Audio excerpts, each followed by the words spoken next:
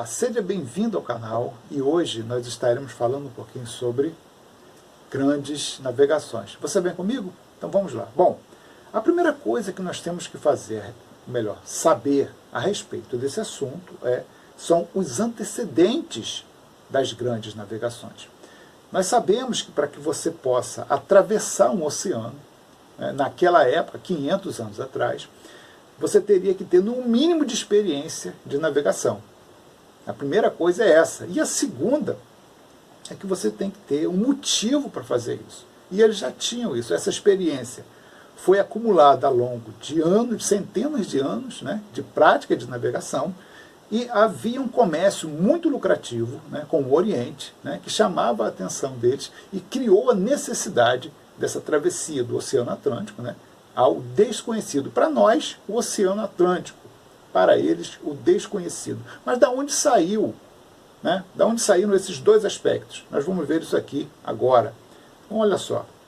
Esse aí é o mapa Mundi. Aqui traz aqui os continentes do planeta. E aqui você vê, bem aqui entre a Europa, a Ásia e a África, esses três continentes, você tem aqui um mar. Está vendo aqui? Ó? Esse aqui é o mar Mediterrâneo.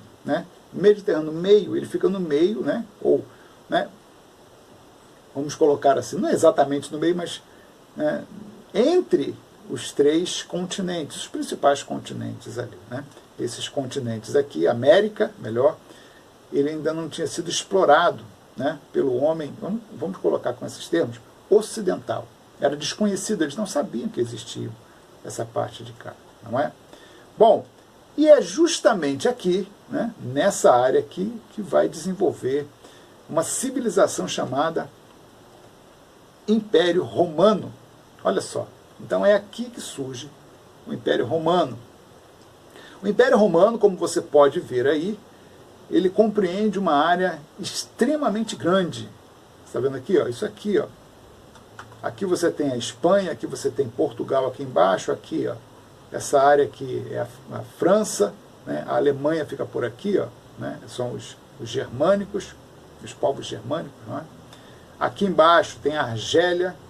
Na verdade, é uma área que compreende quase, mais ou menos, 27 países de hoje, não daquela época, mas de hoje. E o Império Romano, ele cresceu tanto assim, o crescimento do Império Romano está pautado no exército que ele tinha. Dentro do Império Romano, ele desenvolve o civismo, a identidade romana, e para fora, para quem está de fora, era o exército que chamava a atenção. Um exército muito eficaz, muito desenvolvido, uma tecnologia tremenda para aquela época, e que conseguia ganhar qualquer guerra. Os romanos conseguiam ir aonde eles queriam, nada parava os romanos. Por isso que cresceu. Eles dominavam, como a partir da guerra, eles escravizavam e impunham impostos sobre aquele dominado, aquele povo dominado. Assim foi o crescimento do Império Romano. Muitos escravos. Existem estudos aí que dizem que 80% da população geral do Império Romano, principalmente ali do centro, aqui da Itália, do que hoje é a Itália, da Península Itálica, 80% dessa população era escrava. Olha só. Então eles eram extremamente dependentes da guerra. Só que o imperador, Augusto, ele vai, no ano 28 a.C., falar: chega de guerra. Crescemos demais, não queremos mais saber desse negócio de guerra, já está grande demais o império, daqui a pouco a gente não consegue mais controlar, então para. Ele vai estabelecer um princípio chamado Pax Romana, paz romana. E a partir daí ele fala: vamos só vigiar as fronteiras, coisa e tal, só que o exército é guerra. Depois de um tempo, o soldado já não é mais o mesmo, já começa a fazer amizade com os povos vizinhos que perdem o medo, está vendo que Roma não está mais guerreando com ninguém. E aí esses povos começam a invadir o Império Romano. Não é invasão só de guerra e de luta, não. Invadir e entrar no Império Romano. Está aqui, ó. Eles começam a entrar, a fazer parte do Império Romano. E eles não têm o mesmo civismo romano. Eles não veem Roma como um romano vê. Olha só o problema. Isso começa a degradar o Império Romano. Aqui, você tem aqui, ó, é claro que não é a nossa aula, mas é só para você tomar conhecimento. Aqui, ó, essas linhas aqui, tá vendo? Essas linhas retratam as migrações de povos bárbaros. Eles chamam de povos bárbaros, né? Tá aqui, ó, de Cartago, saiu para cá, saiu para lá, e eles começam a entrar e conviver com os romanos. Tá vendo aqui, ó, godos, francos, visigodos, ostrogodos, hunos. Os hunos eram muito violentos, né? Batalhas imensas foram travadas com os hunos. Tem até um filme aí para você ver também muito bom, Átila o Huno, né? É uma história real.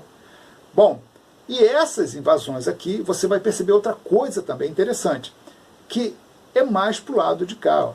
É mais para o lado que nós vamos chamar de Ocidente, o lado ocidental. O lado oriental do Império Romano, ele não vai ser tão atingido por essas invasões. Olha só que coisa interessante. E isso vai fazer uma diferença daqui a pouco, né?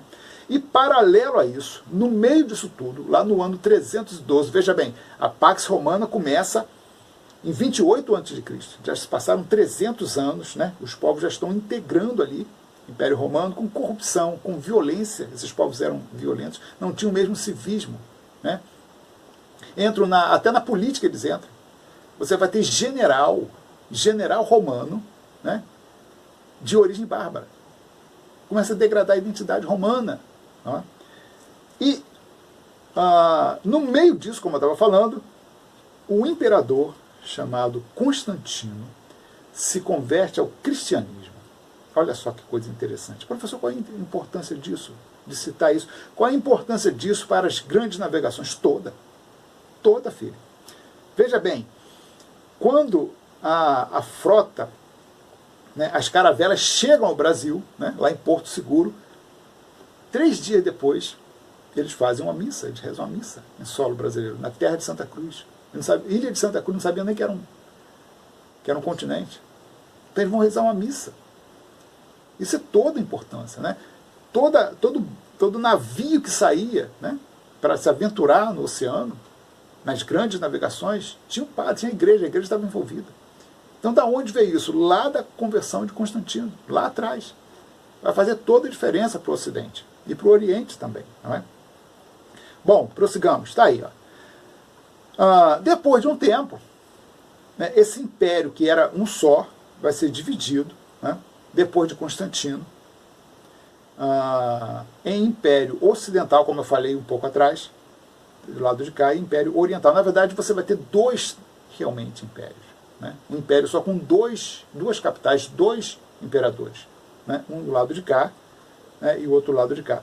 A capital daqui vai ser Constantinopla, em homenagem a Constantino, que se converteu ao cristianismo. E a capital daqui continua Roma. A capital ocidental continua Roma e a oriental Constantinopla. É por isso que fala-se muito nas grandes navegações do Oriente.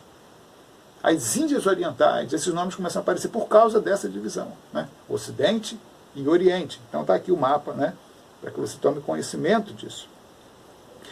E, como eu falei, as invasões bárbaras, elas acontecem mais do lado de cá. Então, a degradação do império, ela vai acontecer no lado ocidental, não no lado oriental. O oriental, pelo contrário, ele vai prosperar, né? Vai ter um imperador chamado Justiniano, do século VI, que ele vai reformar o império e vai aumentar ainda mais a prosperidade e a organização desse império, né? Isso tudo com a igreja do lado dele. Ora, aqueles bispos e padres, né, aqueles religiosos do cristianismo que eram antes perseguidos, martirizados, agora fazem parte do império. Oficializou-se a igreja, né? E vai ter um papel essencial dos 2 lados. Você vai ter aqui, do lado de cá, né, com o império caindo, se degradando, mas a igreja como a única instituição sólida de Roma. E eles vão tentar, a igreja vai tentar reerguer o império, claro, dentro dos limites, né, dentro dos instrumentos que eles têm, evangelização. Eles vão tentar evangelizar os povos bárbaros, né? Por isso que os padres, eles vão sair, eles vão migrar, vão sair de Roma buscando esses povos bárbaros. E por outro lado também, né, a população dos centros urbanos, aqui, ó, quando eu falo centro urbano, é isso aqui, as cidades portuárias daqui, né, da Península Itálica. eles vão começar a migrar também para o interior por causa da violência, por causa da corrupção. Não vai ser seguro mais. Aqueles generais de guerra, né, leais ao Império Romano, simplesmente vão falar, acabou o Império Romano, né, pegam os soldados que são leais a eles e migram para o interior aqui da Europa, né, e formam castelos. Esses castelos, esses generais são os futuros senhores feudais, são os futuros feudos da Europa. Depois de um tempo, né, essa segurança, esses soldados serão os vassalos desses senhores feudais. Obviamente que eu estou falando aqui centenas de anos. Então não são eles, são os descendentes deles. Mas eles são os fundadores aí, né, do feudalismo europeu, né, que vai entrar, vai migrar, né, esse processo é chamado, grava isso aí, ruralização. Né? Então, eles deixam os centros urbanos e vão para o interior, né, para a área rural, né, e fazer as suas fortificações, que no futuro seriam aí os feudos. Até aqui tudo bem? Então vamos prosseguir. Né? Como eu falei, a igreja fica como uma das principais instituições do Império Ocidental. Grava isso aí que é importante. Né? E uma coisa interessante também é que a atividade da igreja, a igreja está no Império inteiro, tanto no Oriente, no Império Oriental, como no Ocidental. Só que a função da igreja do lado de cá é diferente. A igreja vai cair em campo, por isso que você tem muito monastério, já vou falar disso. Monastério, monge, né? Missões, né? Jesuítas, né? Franciscanos, porque eles vão para o interior para evangelizar esses povos bárbaros. Aqui não. Aqui não precisa, aqui é prosperidade. Aqui no Oriente é prosperidade. Esse lado de cada igreja vai se preocupar mais com teologia, com heresias. Né? Eles vão se debruçar na teologia. E toda a teologia moderna que você tem hoje veio do Oriente, veio deles. Então, trindade, não é? Essa questão dos ritos, quem foi Jesus e tudo mais, tudo do Oriente. Tudo do Oriente. Né? Eles que vão fundar a teologia moderna, a nossa teologia, a teologia do Ocidente. Né?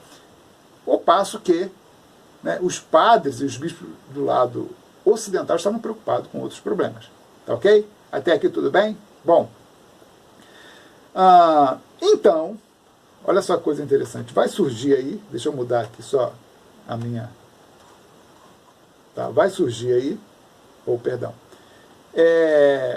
uma cidadezinha, né, como o Ocidente. Presta atenção nisso, que isso é interessante. Aqui a gente já está entrando praticamente, né, num dos pontos principais aí das grandes navegações.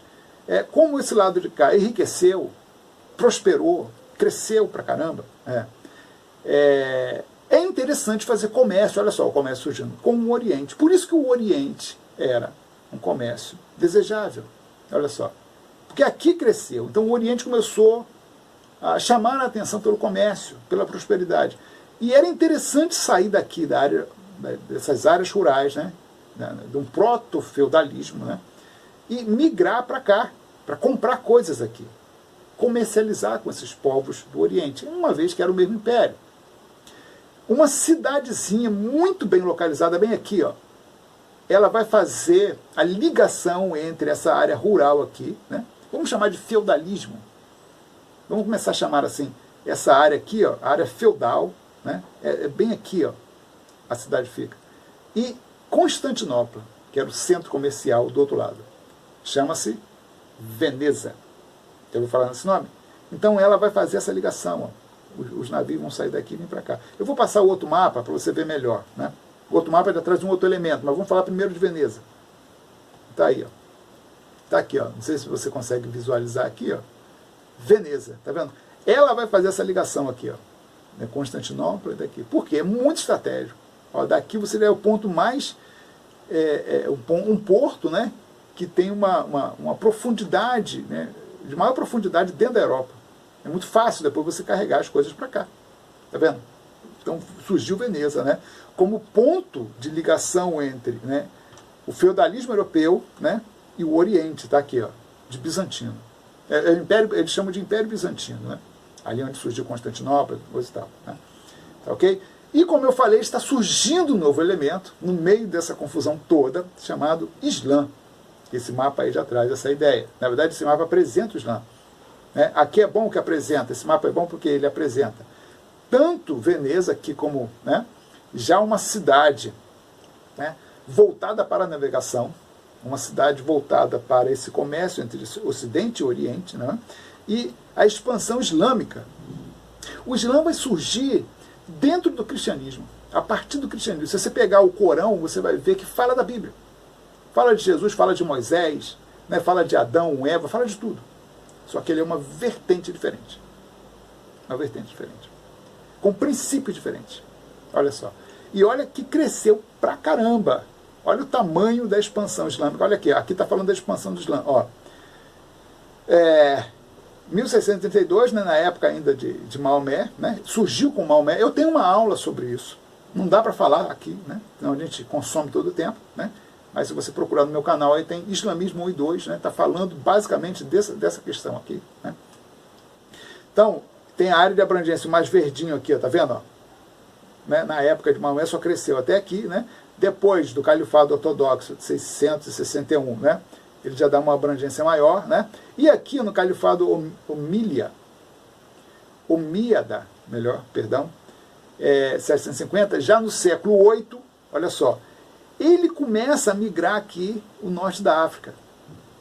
E aí tem um problema gravíssimo aqui, que ele vai atravessar aqui o estreito, se eu não me engano, o estreito de Gibraltar, né?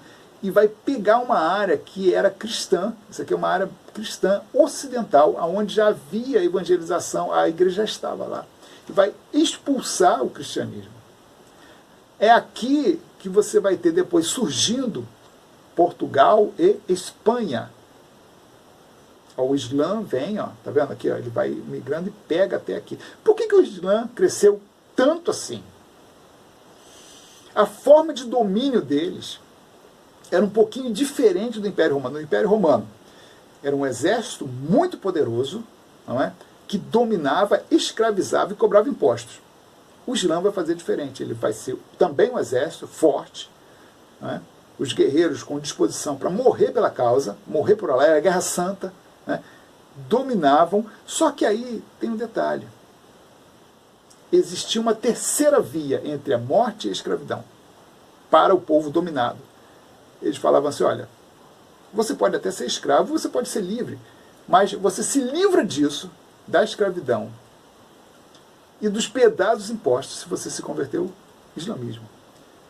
Você pode continuar sendo cristão, não tem problema nenhum, só que você vai pagar 70% de imposto de tudo que você produzir. Agora, se você se converter ao islamismo, você paga só 10%. O cara na mesma hora, opa, já não sou mais cristão. Você não faria o mesmo? Eu não faria, não. Mas era assim que era a dominação desses povos. Então crescia muito. Né? O Islã crescia. E detalhe, se ele se convertesse, se fosse soldado, acabou. Ele já era um cidadão de elite do Islã. Se converteu, já não paga mais pesados impostos. Ele é soldado, ele vai ser treinado, muito bem treinado para ser soldado, né? E já passou a ser um cidadão de elite. Ele incorporou a identidade cristã, melhor, a identidade muçulmana muito rápido. O que não acontecia com Roma. Não acontecia com Roma. Para você ter a identidade romana, você tinha que comprar e era caro demais. E muitos não conseguiam fazer isso. Né? Bom, esse processo, né, de dominação aqui, né, ele vai reverter. Porque aqui você vai ter reinos cristãos mais tarde. Né? Então isso aqui é muçulmano, ó, tá vendo? Essa areazinha aqui, ó. Tá vendo? O verdinho aqui, ó, um califado. Né? Essa área vai passar por um processo chamado reconquista. E é nessa reconquista que você vai ter aí o surgimento de Portugal e Espanha. Beleza? Mas isso é um assunto para a próxima parte. Não vai ser hoje que nós vamos abordar a reconquista. Bom, vamos prosseguir. Ainda tem mais coisa para fazer. Ainda tem uma cidade para surgir aqui, né, como uma das principais cidades, as duas principais cidades, né, que faziam esse comércio entre o Oriente e o Ocidente. Uma delas é Veneza, você já viu aqui a ligação de Veneza. Só que o que vai acontecer? O Papa, um dos papas, vendo a perda de território, né, vendo a degradação da nobreza, né, a nobreza feudal, agora feudal, ele vai falar, nós temos que reconquistar a Terra Santa. O que era a Terra Santa?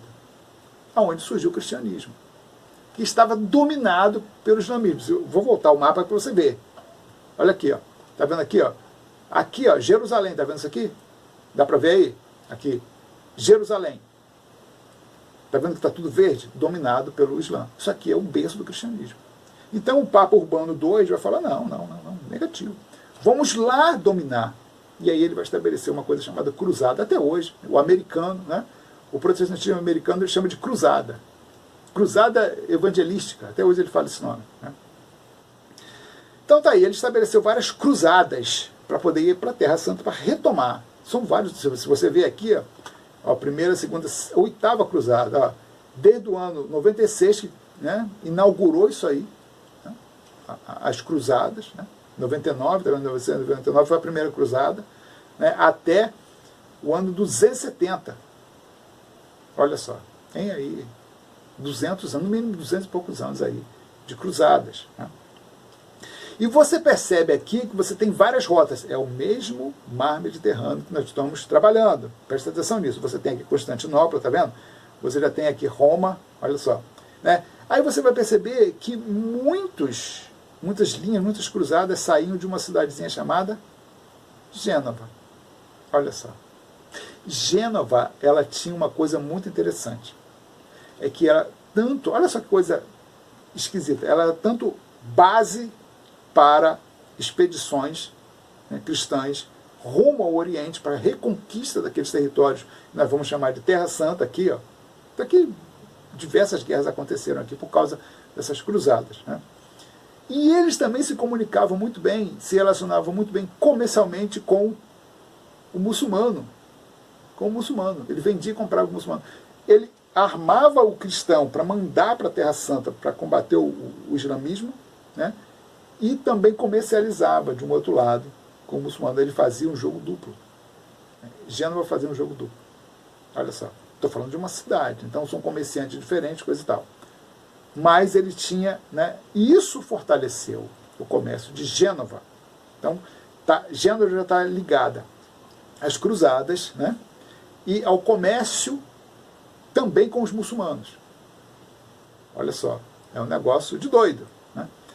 E Veneza, está aqui do outro lado, a Veneza já estava ligada, ela é anterior, né, à ascensão de Gênova, né, como cidade portuária importante, né, mas está ligada aqui, ó, ao comércio do feudalismo no interior da Europa com Constantinopla também.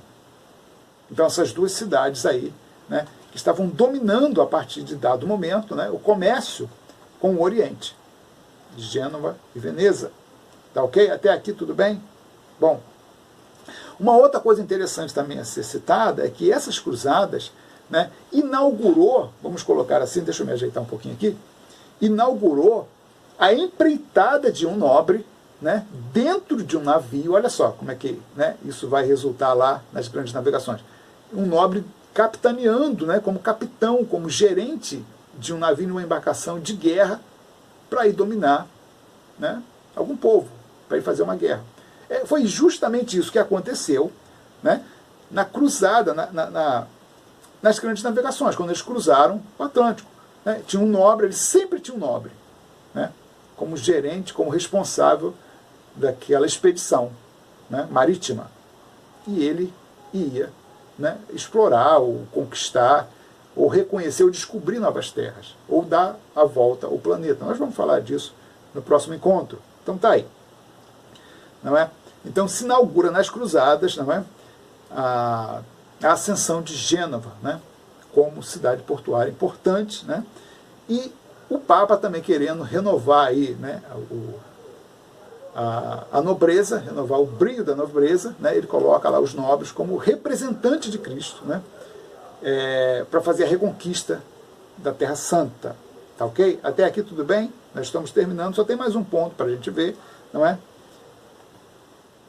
É o ponto, né, que alguns livros consideram principal, né, aquilo que vai dar o pontapé inicial às grandes navegações, né, é o crescimento ali. Eu não sei se você consegue ver aí com clareza, meu mapa está pequenininho aqui, mas aqui acho que deve estar maior, né? Não sei se você percebe aqui em Constantinopla, né, isso aqui é um mapa também, né, de expansão muçulmana. né? Se você pegar os outros mapas, tá aqui, ó, é o Império Otomano, também é muçulmano, é tudo muçulmano, né? Não dá para falar desses impérios. Império Otomano, o Império tão pequenininho aqui, não, é só o Otomano, né? Aqueles impérios que eu mostrei para vocês, deixa eu voltar aqui, ó, tá aí, ó. Califado Ortodoxo, Califado Omíada, né? Abásidas, tudo muçulmano, né? Não dá para falar, como eu falei, a aula não é islamismo, né? E agora vai surgir um império, deixa eu voltar para lá, chamado Império Otomano. Só que aqui tem um detalhe interessante, não sei se você já percebeu, já catou aí no mapa, né? Esse império, ele agora pegou também Constantinopla. Olha ali. Ele dominou Constantinopla, a sede do Império Romano Oriental. Era a principal cidade de comércio, era o principal ponto de comércio, controlava ali, né, o comércio oriental. Os muçulmanos tomaram para eles 1453, queda de Constantinopla. Já ouviu falar disso? Então ali, ó, ele já estava cercando. Se você pegar outro mapa, você vai ver aqui, ó, direitinho, né? Ó, esse aqui é a expansão muçulmana. Ele já pegou aqui, né? Quase, mais um pouquinho ele pega Roma. Ele queria chegar aqui, mas não conseguiu. Aqui, o processo de reconquista empurrou eles de volta para a África, né? Só que o lado de cá, né, os turco-otomanos tomam Constantinopla. Tanto é que hoje o nome desse país é Turquia, turco-otomano, né? Esse Império Otomano ele só vai cair depois da Primeira Guerra Mundial. Na Primeira Guerra Mundial ele desaba. Mas ele pega isso aqui. Isso dificulta um pouquinho. Muitos já estavam buscando outras rotas alternativas para chegar ao Oriente. Isso aqui é o Oriente, né? A Índia, aqui, ó. Isso aqui é as Índias orientais, digamos assim, né? Eles já estavam buscando outras rotas. Mas isso fechou o caixão. Falou, não, agora que nós temos que realmente migrar para outras áreas, né? Descobrir outros caminhos para as Índias. Tem até novela com esse nome, Caminhos para as Índias. Por quê? Os turco-otomanos tomaram Constantinopla. Isso aqui foi quase que o fim do mundo para o cristão. Não é possível, era um reino cristão e tal, né? Lá você vai encontrar uma capela chamada Capela de Sofia, um esplendor, se eu não me engano é Sofia, eu não lembro exatamente o nome, né? Era cristã e hoje é uma mesquita muçulmana. Uma coisa extraordinária feita lá pelo imperador, né? E que caiu na mão dos muçulmanos. Está lá, Maomé. Deixa eu voltar lá para o mapa. Está aqui, ó, Maomé II, se eu não me engano.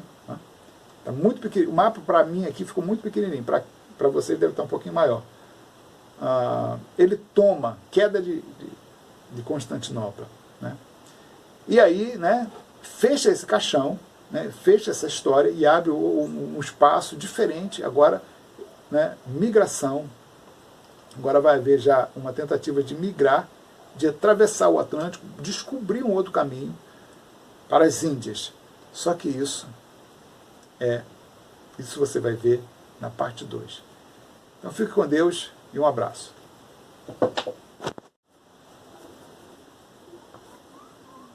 Então, se você gostou dessa aula, assina o canal. Nós temos lá excelentes materiais sobre sociologia, geografia e história, principalmente história, que é a minha área.